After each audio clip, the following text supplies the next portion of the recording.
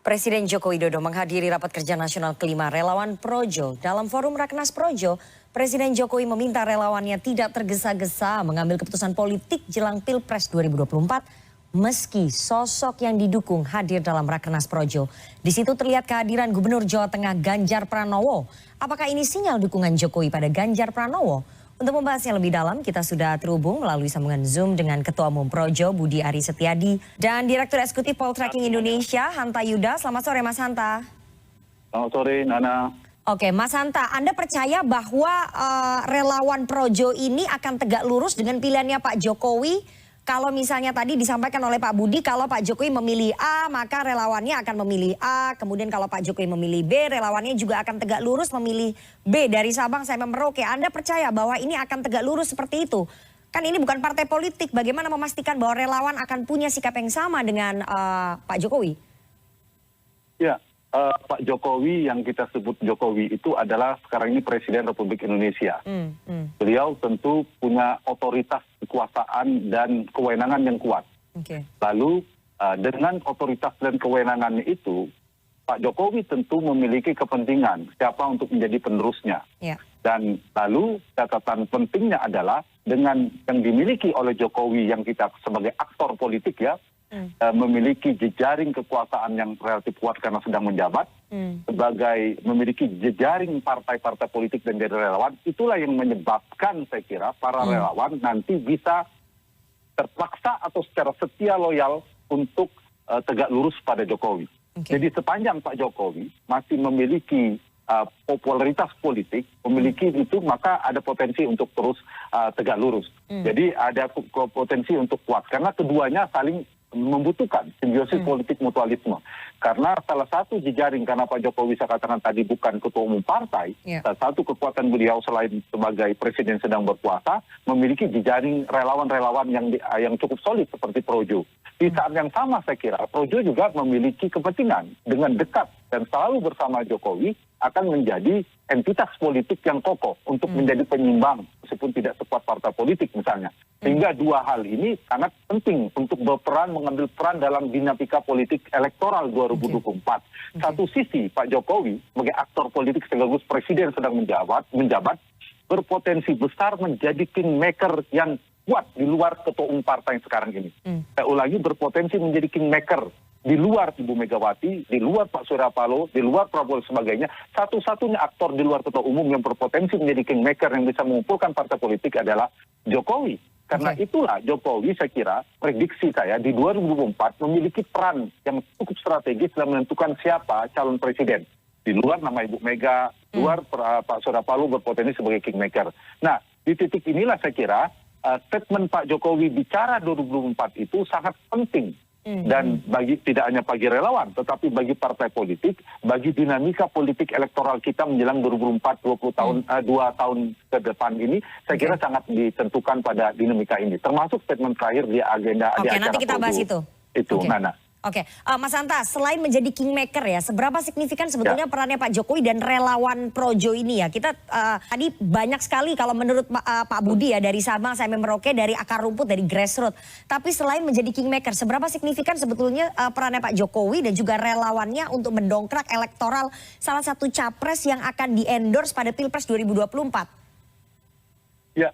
Dibandingkan jaring relawan yang lainnya, saya kira harus kita akui memang Projo relatif yang paling solid ya, kokoh, tidak terbelah dukungannya dan konsensus cukup besar ke sini. Tetapi dalam dinamika politik kita nanti ada dua tahapan, Nana. Ada dua, yaitu sebelum eleksi, pertarungan pemilihan itu ada kandidasi, pencalonan. Nah, di kandidasi ini yang paling kuat menentukan dan otoritas tertingginya ada di partai politik. Karena tidak dapat dukungan partai politik, siapapun sekuat apapun kekuatan elektabilitas dan dukungan partainya, maka dia tidak bisa naik ke dalam arena pertarungan. Jadi itu, saya kira kekuatan relawan itu diperlukan untuk mengimbangi sebagai daya tekan tanda petik untuk mengimbangi hegemoni kekuatan partai dalam proses kandidasi.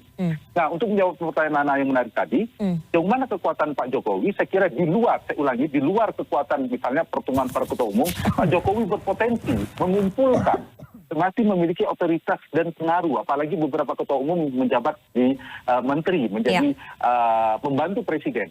maka berpotensi, misalnya, katakanlah, tersimpanglah, terpisahlah antara Pak Jokowi dan PDIP. Kalau bergabung satu partai kan jelas siapa yang akan didukung. Tapi kalau ternyata tidak bersama PD Perjuangan, maka Jokowi sebagai aktor politik sekaligus yang sedang menjabat sebagai presiden, berpotensi untuk mengumpulkan partai-partai di luar PD Perjuangan, katakan misalnya saya sebut saja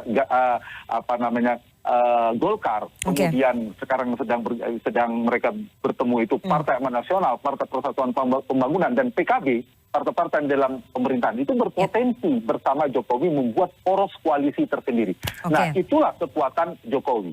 Di saat yang sama, kalau kita bikin triple kekuasaan ini karena ada Jokowi sebagai aktor politik, kemudian ada partai-partai yang sekarang sedang berputar juga mencari dinamika politiknya untuk mencari figur-figur yang berpotensi kuat menang. Di saat sama ada kekuatan relawan. Relawan ini secara kualitatif dia bisa mempengaruhi, mengimbangi seperti pengalaman 2014-2019 kekuatan partai.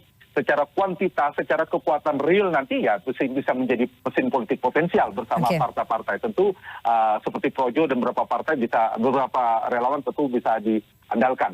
Tetapi lagi-lagi saya kira semua baik Pak Jokowi, baik Projo yang sekarang maupun partai-partai lain, semuanya masih akan melihat perkembangan. Dua perkembangan hal penting, perkembangan pergeseran peta elektoral, kekuatan potensi kemenangan, apakah figur A, B, C, D, karena masih hampir 2 tahun, itu sangat menentukan nanti dinamika dukungannya. Kemudian posisi pengaruh Pak Jokowi sendiri di pemerintahan. Apabila tingkat kepuasan publik kepada Pak Jokowi stabil tinggi, itu juga akan mempengaruhi Pak Jokowi semakin kuat pengaruhnya.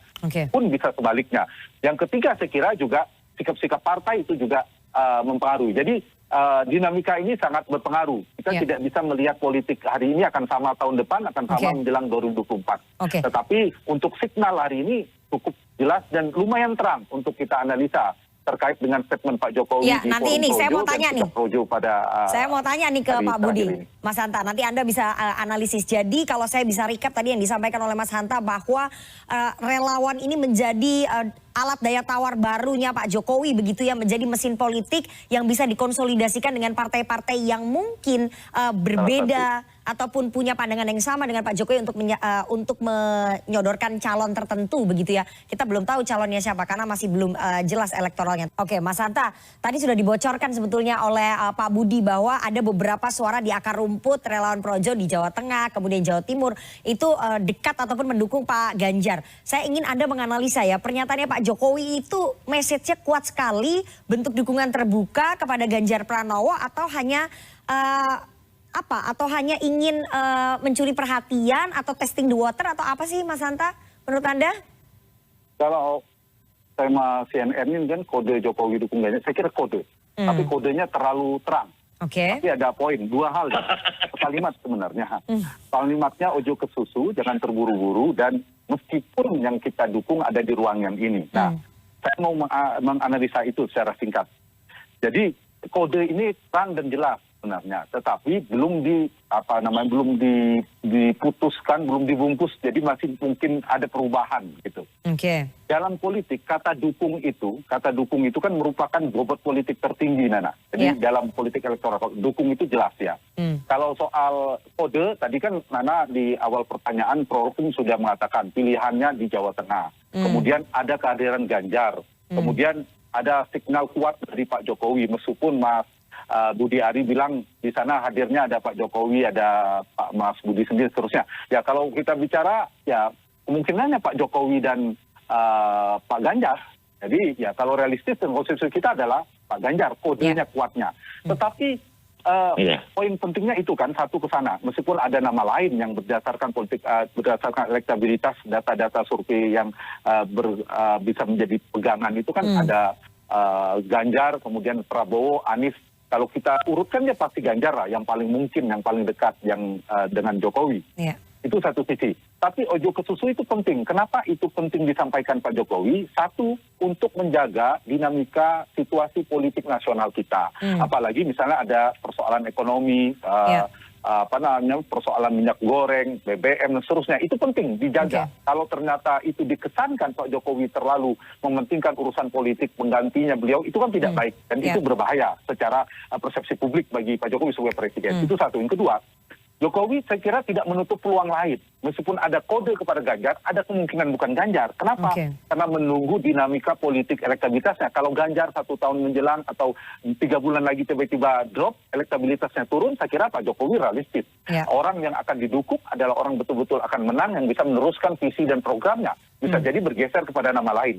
Jadi yang dipantau perkembangan kedua adalah memantau perkembangan elektabilitas. Kalau Ganjar stabil bahkan bisa naik dari Pak Jokowi trennya, mungkin arahnya ke sana. Dan ketiga adalah membaca dinamika perkembangan di partai. Dan ini penting kalau kemudian Pak Jokowi terang mendukung Ganjar, itu agak berbahaya juga. Karena PD Perjuangan, partainya Pak Jokowi belum memutuskan. Dan ada nama Mbak Puan Maharani yang cukup kuat santer disebut di PD Perjuangan. Sehingga penting untuk memberi bola tanggung. Kodenya ini kalau sepak bola, ya bola tanggung, belum ditendang ke gawang.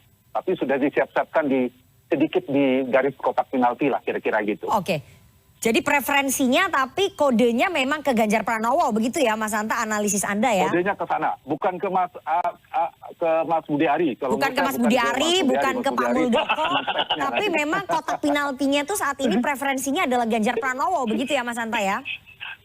Ya, kodenya ke sana kalau saya baca. Saya kira tidak terlalu sulit untuk membaca kode atau signal yang dikirim oleh Pak Jokowi. Meskipun itu bisa direvisi, karena itulah dibikin gantung.